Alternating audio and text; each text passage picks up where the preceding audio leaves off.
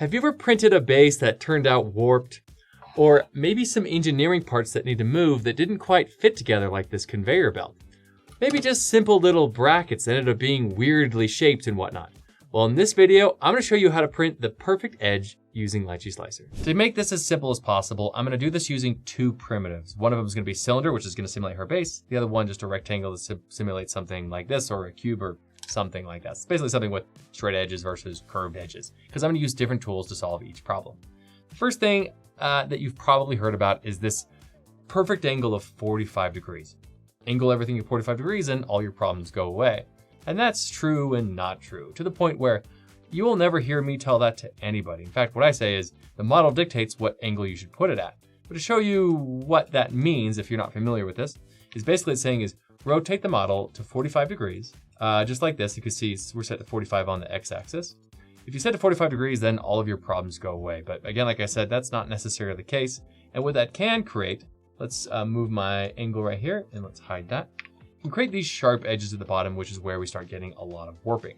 So what do I like to do? Well, I like to go somewhere around 30 to 40 or whatever works. For this one, let's just set it at 30 degrees, see what that looks like. And 30 degrees looks great. Let's go with 30 degrees. Let's lift it off the build plate so I can start adding those supports. Now I'm gonna use a tool that is a plus feature, but you could manually do this. It would just take a lot longer. What I'm gonna do is I'm gonna go under manual. At the bottom, you're gonna see it says support projection, start support projection. Let's click on the bottom here and let's preview our supports. I've already set this up exactly how I want it to be. And let's talk about how I want it to be and why. What we see right here is if I go to the border, I got an interval set to 2 millimeters. What this is gonna do is on the border, basically around the outside, it's gonna put a support every 2 millimeters. Now on something like this one, I could even recommend going from 1.3 to 2. I'm just gonna do 2 for this video because some people get mad at me when I do 1.3 or 1.8, which is normally where I go. But let's just do 2 because it's it looks better. So let's go ahead and click on Add Supports, and there we go. We have a lot of supports on this model.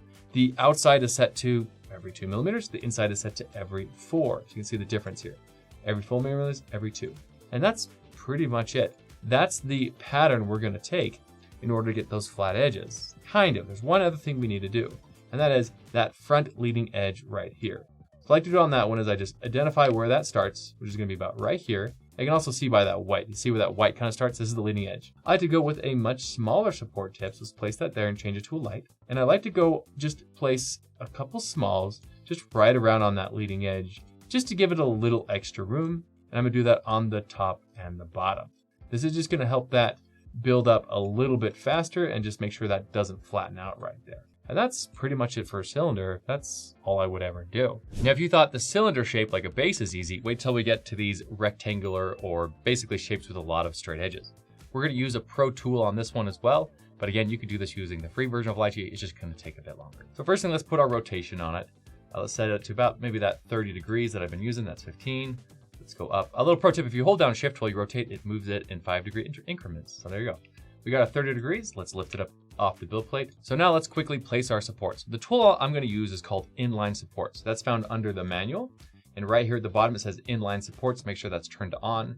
And the interval I'm gonna be using is 1.8. Let's set that to 1.8. Now, the way this tool works is you place one support down, and I'm gonna place this one right here in the corner. Make sure I'm using a medium. I definitely wanna use a medium for this. And then I'm gonna hold down Shift, and in the other corner, I'm gonna place one more support. And that's gonna place a bunch of supports in line every 1.8 millimeters center to center. I'm gonna do the same for the other side and one more row right in the center as well. There's one thing I like to do when placing these supports, and then as you see there's the grid pattern here on the bottom. I can actually follow that grid pattern to make sure that I'm not like weaving a little bit and make sure I'm getting a nice straight row. So I place the one in the center, and let's just place this one here right on the edge, and there we go. But we still have one problem right here, and that's this corner. This corner is a edge, well, it's a corner. We have to make sure we support that extra well. So let's zoom in here, right to this bottom leading edge, and I'm gonna go through and place an extra support there. I'm gonna make sure it's a light. I don't need it to hold a lot of weight. I just need it to hold this leading edge and make sure I get a nice flat corner. I'm even gonna come in here and place 2 more. This one's a little close, so let's move that back just a little bit.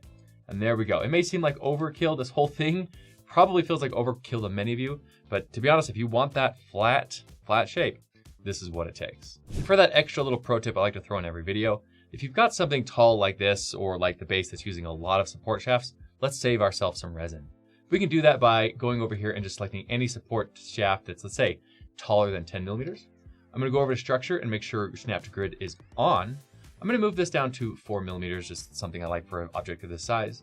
And then I'm just gonna right click on the support that I have selected, recalculate, and that's gonna snap them to the grid. From here, I just have to add my bracing, just click add bracing, and that's pretty much it. We're done. This is ready to print with some resin savings as well. Well, not quite. I forgot to do the raft. In fact, I made a whole video here on rafts if you want to check that one out next. But let's go ahead and add a raft real quick, and there we go. Now we're ready to print. If you want your prints to be flat for bases or engineering parts, make sure to place support tips around the entire perimeter at 1 to 2 millimeters apart. Again, that's around the entire perimeter. For the infill, I would do between 3 and 4 millimeters apart. And just make sure that you make your support tips the appropriate size so you can take them off when you're done. And if you haven't already, join us on the Lychee Slicer Discord channel. Hit that like button on this video. While you're there, make sure to sub to the Lychee Slicer YouTube channel. And as always, thank you for watching. Have a good day.